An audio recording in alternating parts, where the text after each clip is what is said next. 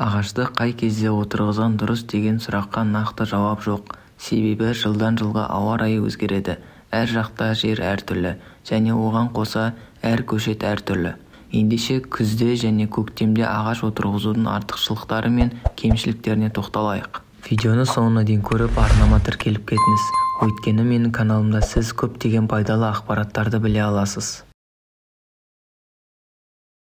Жер бұл мезгілде ылғал және қопсытылған болады, сондықтан суару жағынан аса қиналмайсыз.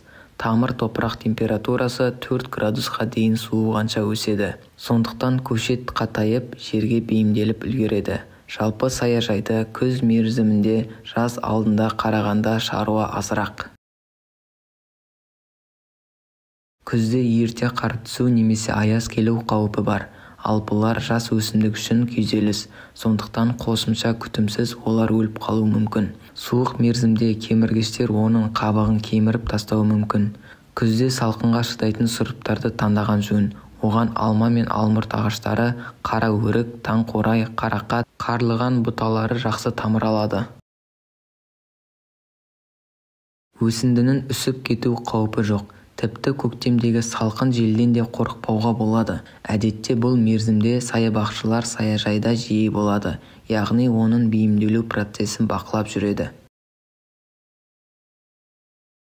Күзгі сатылымға қарағанда көктемде таңдау аз, сапасы да онша болмауы мүмкін. Егер жаз ыстық болса, жас бұтаққа мұқият күтім жасап, күнде суару керек болады. Кейде тіпті күн сәулесінен қорғап, бетін жауып қою керек. Көктемде жылуды жақсы көретін ағаштарды отырғызу ұсынылады. Мысалы, алмұрт пен алманың кей сұрыптары өрік, шабдалы және шие.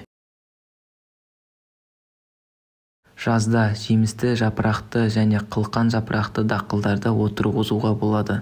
Ол үшін тамыр жүйесі жабылған күйде сатылатын көшеттерді таңдаңыз. Мұндай дақылдардың тамыры құмырада немесе контейнерде болады. Ағаштарды жазда маусымнан кешіктірмей отырғызу ұсынылады.